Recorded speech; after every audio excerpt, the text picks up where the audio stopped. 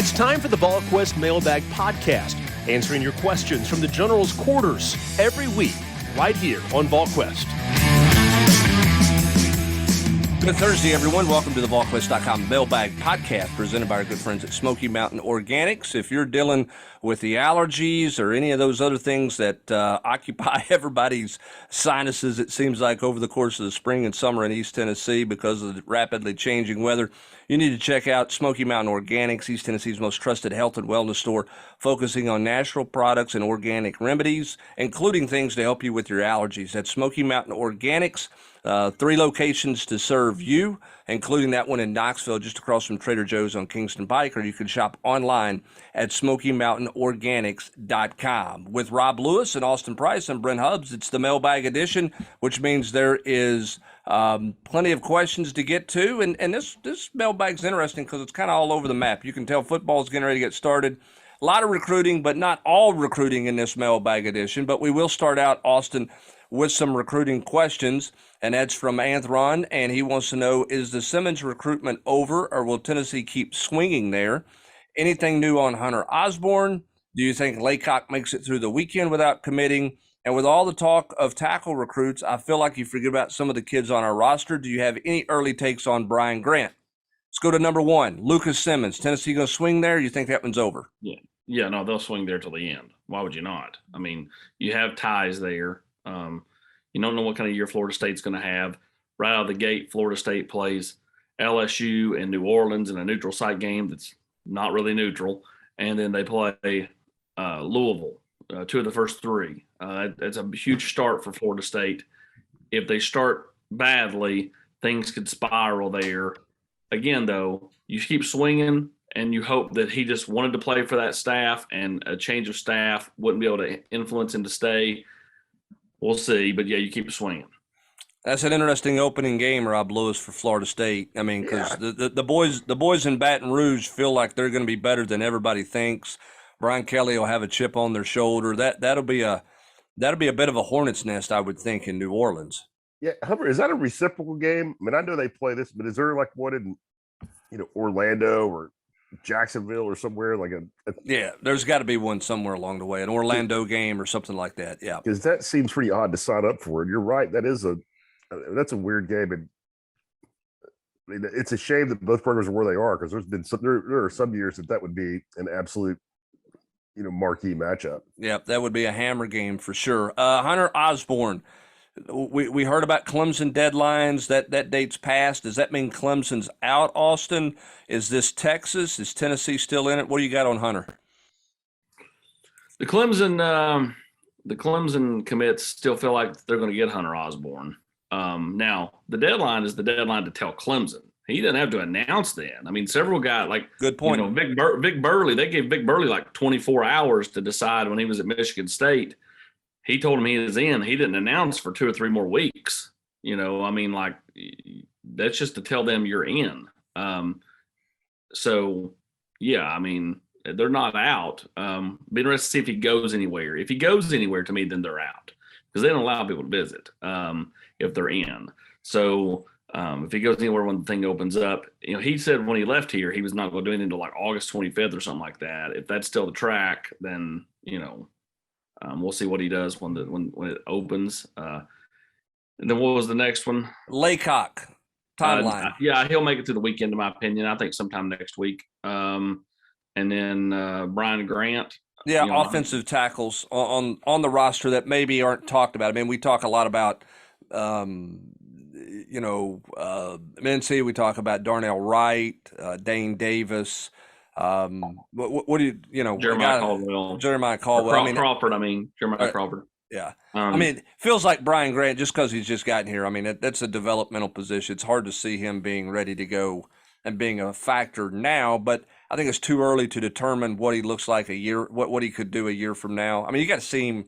Don't you got to see more of him, even though he was here for spring? You got to see more of him to know kind of how quick he might or might not be able to help you. Yes, and I think the biggest thing Tennessee likes about him is his athleticism. I mean, he is a really good athlete for a kid his size. They just got to continue to put weight on him and hope that he remains the same type of athlete. All right, C. Vol wants to know, will there be any players limited or out at the start of fall camp? To my knowledge, no. To my knowledge, everybody should be good to go. Yeah, I mean, I think we all want to see Rob Williams at linebacker. Is he? I mean, has he been completely? Is he ready to go? I mean, he was in a non-contact deal all spring long. Does that continue? I mean, is he completely cleared and good to go? There'll be a couple of guys like that to keep an eye on, but for the most part, I think all these guys are. I mean, this could be a healthy team ready to go for sure when the fall camp opens. So let's go to Sam Smith. Go ahead. Oh, no, I was going to say it's always such a huge deal, especially when you have so many guys miss the spring. Yeah, and I think this group's pretty healthy. I mean, you don't want anybody to do anything these last couple of weeks in terms of pulling a hamstring or anything like that. But I think that everybody has bounced back well from who missed spring, all those defensive backs and all those types of things. Sam Smith, 22-33 with SEC Media Days next week. Are the Vols picked preseason number 2 in the East? Does Hendon Hooker get the second-team quarterback spot ahead of KJ Jefferson?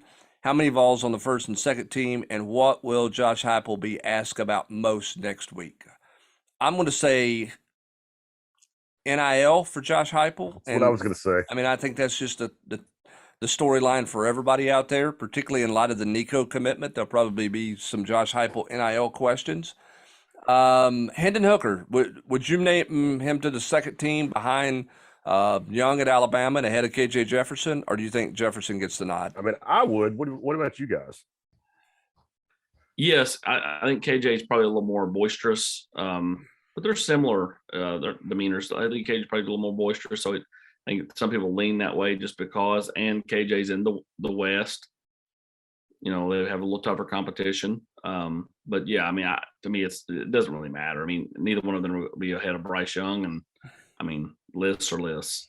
I don't think Hendon Hooker's going to have or not have a good or bad year based off of, having a chip on his shoulder with lists. He's just not that kind to me. I mean, he just never as good as it seems, never as bad as it seems, steady Eddie, even keel, like borderline no pulse at times. Yeah, I'd agree with that. By the way, I'm not sure Tennessee's going to have anybody on the first team. Preseason all-league team. Unless it's maybe Darnell, but I don't know that Darnell will get one of the tackle spots in the league. I'm not sure they have anybody on the first team, all-SEC preseason team. And that includes Cedric Tillman, who's a really good player, but I think there's a lot of receivers in this league who are flashier and are going to get notoriety there. Will Tennessee get picked second? I don't think so. Third in the East? Or do you think they'll get the second nod? Well, who are we talking? Not going to be Florida. It'll be Tennessee or Kentucky picked second in the East. I go with Tennessee in that scenario, and I get. I mean, I don't know. I guess I think we talked about this at some point in time, but I just don't get all the Will Levis hype. I mean, I'm not saying he's a bad player. I mean, I think at all, but when I see these things with him in the first, and I could totally be wrong, but I don't see a first round draft pick there like some seem to be purporting. Yeah, I mean, again, he may play great this year, but I think he's got to play much better than he did a year ago to generate that kind of hype. That'll be interesting. I think that'll be a really close vote between Tennessee and Kentucky for that number 2 spot, because I think everybody else is behind. There'll be some people who vote for South Carolina. You got to remember too, there's a lot of people at this thing that, somebody will vote Missouri to win the East because that's how this thing works. So I don't put a whole lot of stock in it. But I think it's an interesting discussion as to who, in the preseason standpoint, people think is going to be a better football team. Is that going to be Tennessee or is that going to be Kentucky? Smokey 4319. We're currently at 18 commits. If all 18 were to sign, how many more spots would we allow for high school signees? How many would we save to go after in the portal? And if you were Josh Heupel and only had 7 spots left in this class, what positions are you going after? Well, the good news is you don't have to have only 7 spots left. And the fact is you're going to have people defect at the end of the year. So, the numbers are going to be fluid. I don't think you have numbers set. I mean, I think in their minds, they probably have like a number, but like that's going to fluctuate so hard depending on who's available, who's not available, how many you feel like are going to, transfers, depending on what's, what positions you feel like you need. I don't think they'll decide any of that until they get into the season. I mean, Tennessee wants to continue to add to the offensive line. They want to continue to add to the defensive line. Those are two locked in spots. They're going to take another receiver. Nathan Laycock's trending for that. We'll see what happens with the running back spot. If Roderick Robinson comes back around, I can see Tennessee definitely, going hard there. But that's the UCLA kid, right? Yes, that's the kid whose mom lives in South Carolina. Dad's a military guy, lives in San Diego. Yes. So, I mean, I just think it's also so fluid. I'm a Vol fan, wants to know how I knew you were, Hubs. I knew you were. He wants to know how are schools having to balance NIL with Title IX?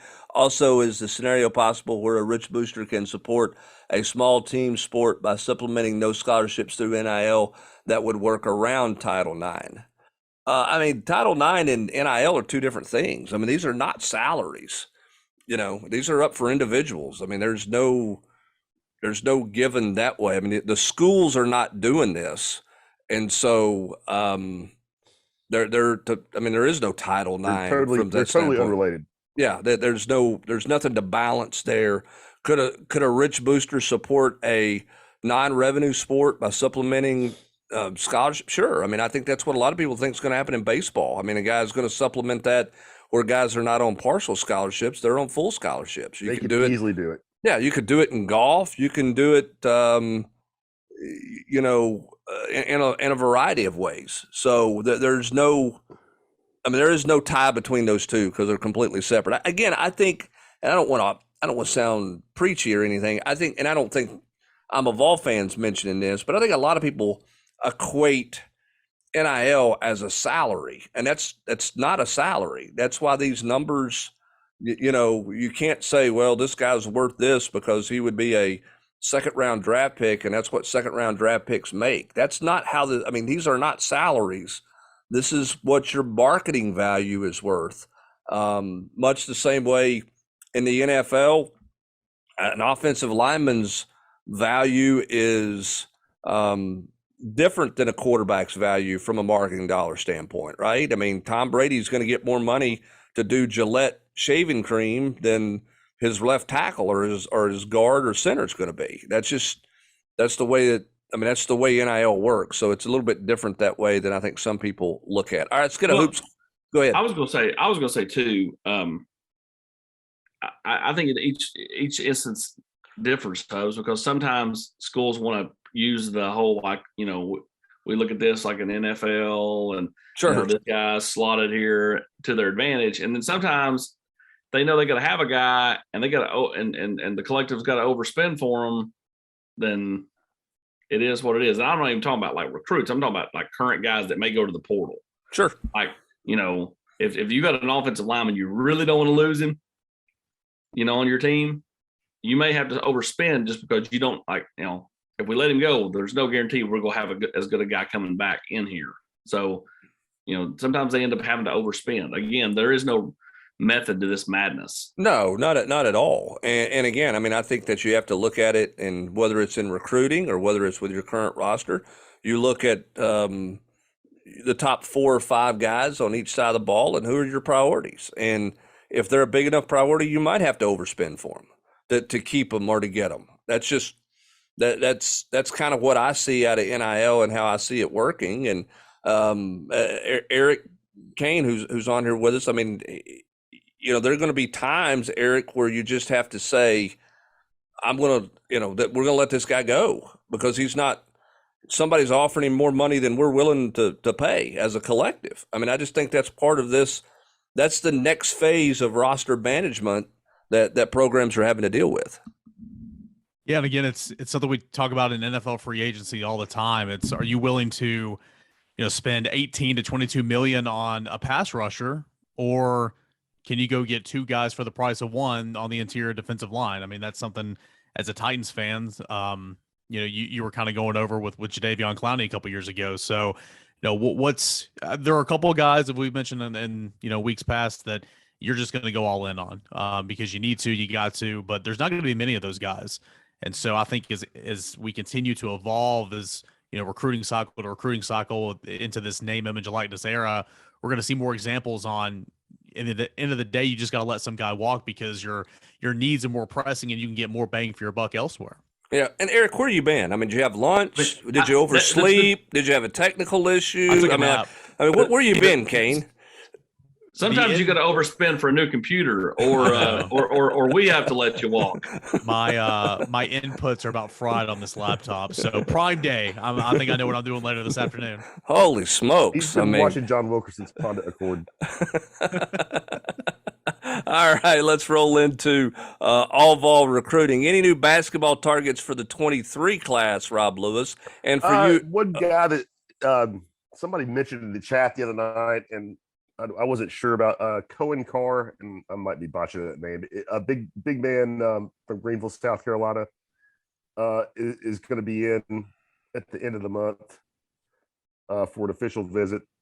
That is one to keep in mind. He's 6'7". I got it. That's a new-ish name, that one that I was not aware of until this month.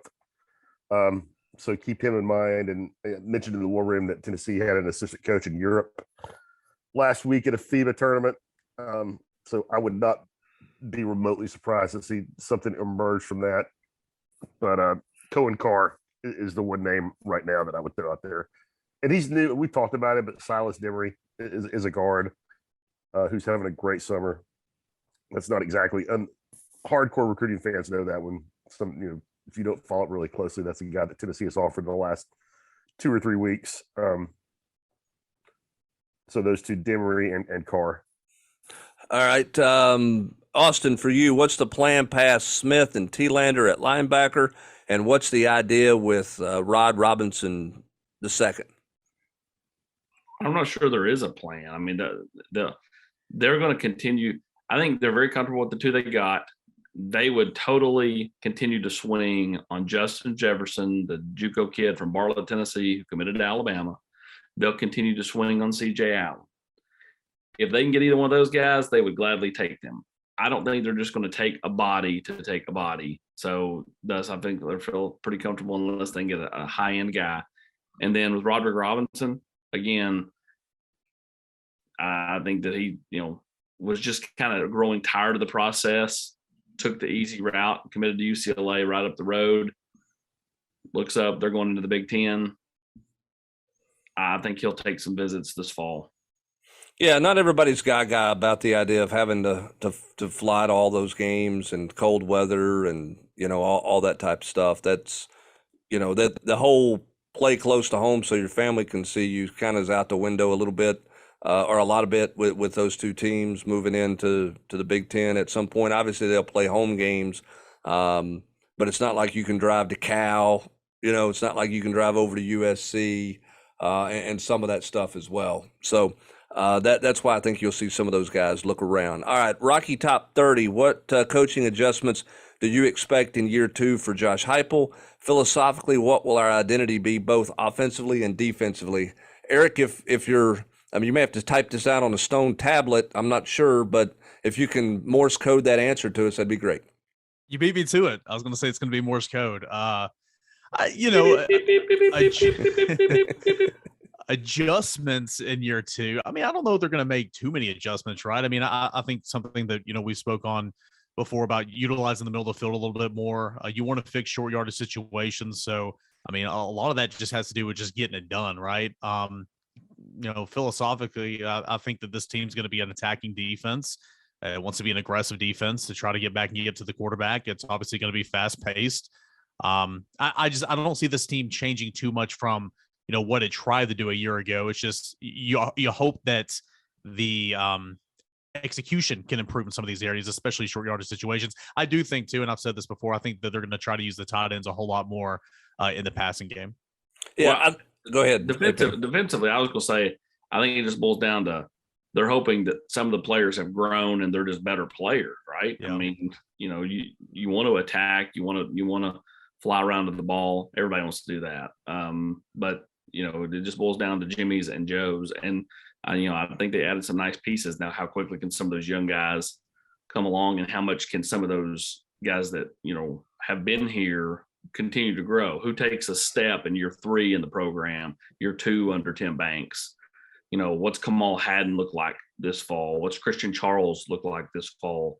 You know, what do some young guys like Elijah Herring give you? What's Josh Josephs give you? What's James Pierce give you? You know, well, I think you summed it up right then. And Rob, I mean, I think if you change your identity of your defense, you're able to. The only reason you're really going to change it is if you're able to get to the quarterback without having to bring, you know, people from a million different directions all the time. That's how you change your identity, is if you can line up and play zone in the back end, or you can be, you know, dynamic in the back end, because up front you can get to the quarterback without having to bring 6 or 7 people. I mean, it's cliche and it's overstated, but I defensively in this day and age, the way offenses are, you just can't overstate how important it is to be able to get to the quarterback with 4 guys. I mean, as good as Alabama, Georgia, and Clemson have been at quarterback and at the skill spots, I mean, how many guys have those 3 programs put in the pros from their front 7 in the last 5 years? I don't know enough to field an all-star, enough to field an all-pro team in Hawaii. A bunch. And as far as the identity goes, wherever, as long as Josh Heupel is going to be here, the offensive identity is going to go fast. I mean, I think that's at the top of the board. They work backwards from there. Yeah, I mean, they've obviously got to be better in the red zone efficiency. They've got to be a better team when they get the ball inside the 20-yard line and the field shrinks a little bit. They've got to be more productive there. Got to be better on third downs. And they've got to be better in third and short, no question. And defensively, they got to be better in third and long and get off the field. Vol Trust, thoughts on, I guess, 247 picking Tennessee to beat Georgia but to lose to South Carolina? I don't see Tennessee beating Georgia. So I don't either. I don't see Tennessee being at that point. I'm not saying they can't be competitive with them, Austin, but I don't see Tennessee ready to go win that game in Athens, Georgia this fall. Well, I mean, if you're Tennessee, you would take that trade, though. Sure. Because the bump and rub you would get off of beating Georgia and Athens would be massive. But I mean, you got to throw some stuff out there. I mean, somebody asked, Wednesday for a, hot take. My hot take was almost going to be that Brent Hubbs, by the time we get to September 20th, will be primed and ready to pick the Vols over the Gators. Nope. Easy, big fella. Slow down. Yeah, I don't see that one happening. You can send that in Morse code, Stone Temple, or tablet, or however you want to put it out there. I don't see that one happening. E. Schaefer 92 wants to know, does Jimmy Callaway redeem himself and have a productive junior season? Chances that he's the 4th receiver in the rotation.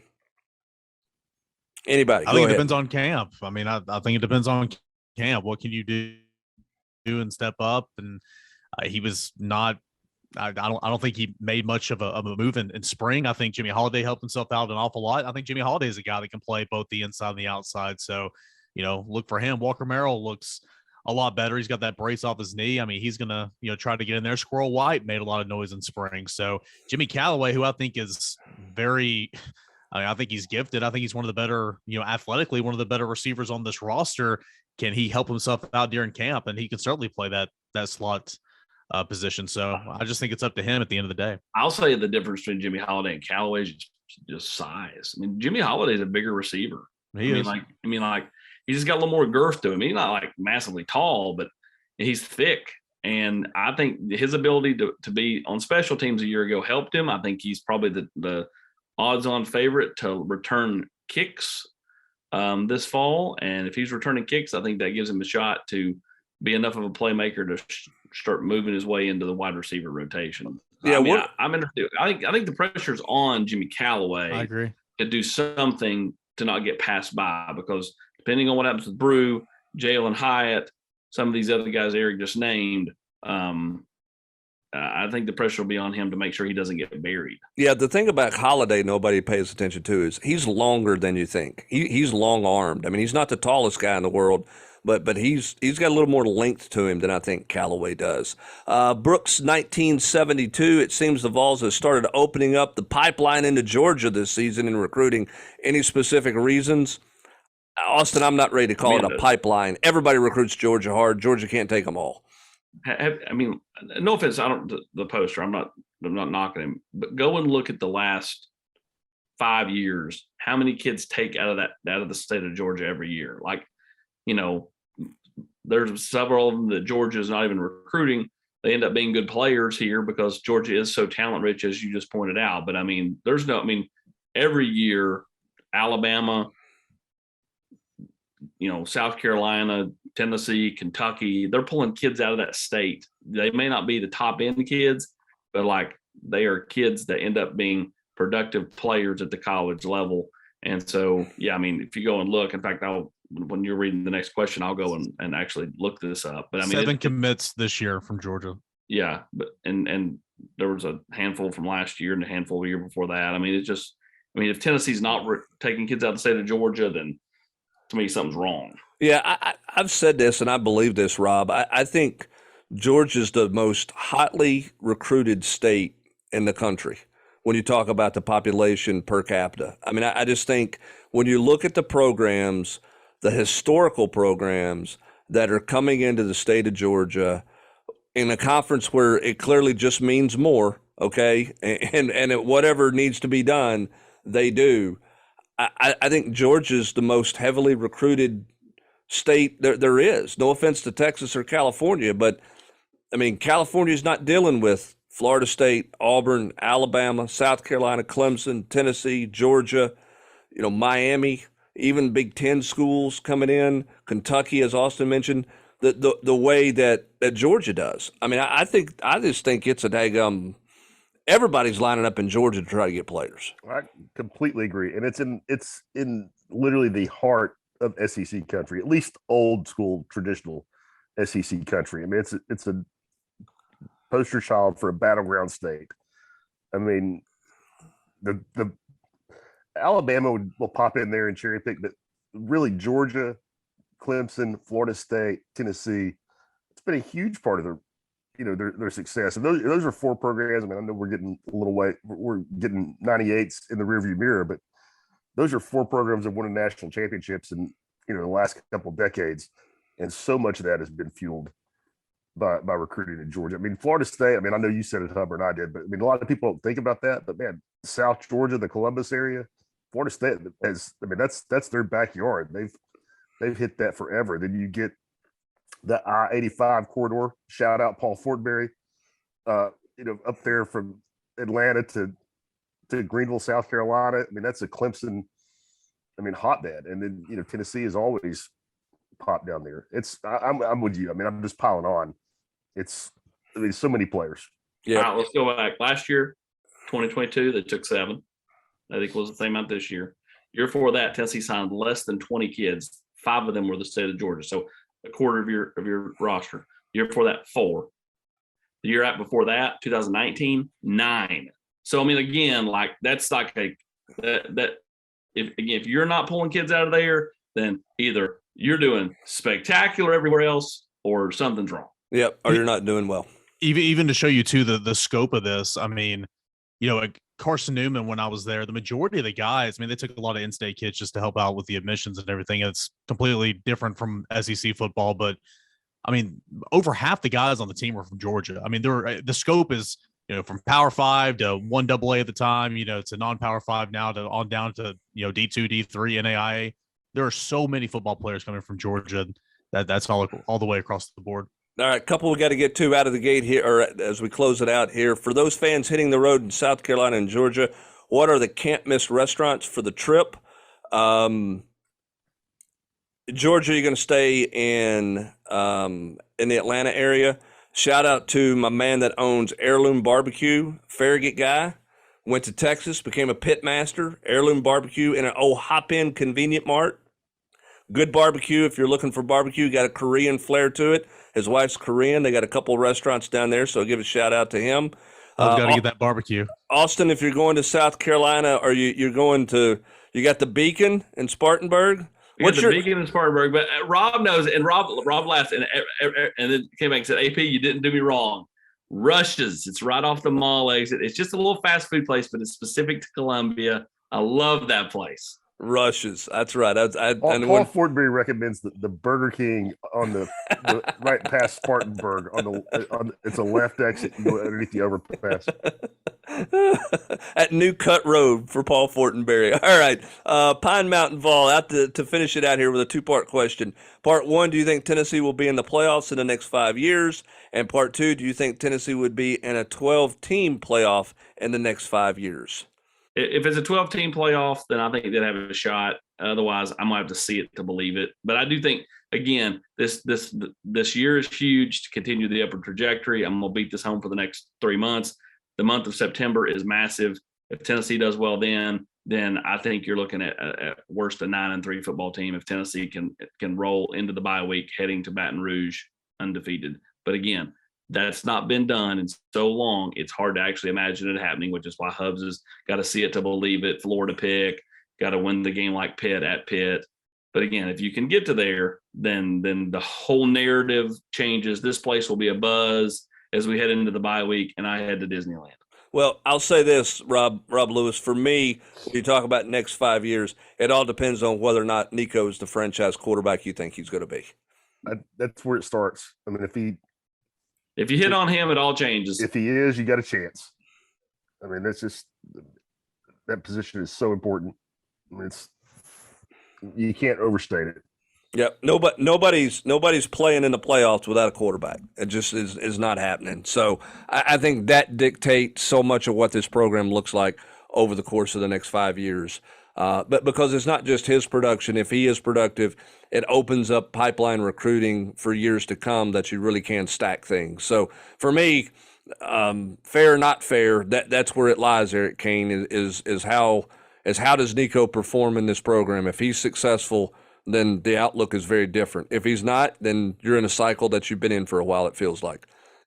No, I couldn't agree more. Nico, y'all beat me to it. It's all about Nico. If he is the real deal, if he's as big as advertised, then absolutely you have a shot at doing that type of stuff. If he's not, then I still think in the next 5 years, if it's a 12 team, you'll be knocking on the door. You'll be right in there. So it's all about the quarterback position. Of course, if you get good quarterback play, likely to get more wins. Recruiting is still going to be coming around. All those things can change from one position and from one player coming in here in 2023, and that's Nico Iamaleava. Yep, in the next 5 years, will it be an 8-team? Will it be a 12-team playoff? How many conference games is this league going to play? Lots of stuff will determine the kind of the landscape and what's realistic and what's not realistic for programs out there for sure. That's going to do it for this edition of the Volquest.com Mailbag Podcast presented by Smoky Mountain Organics.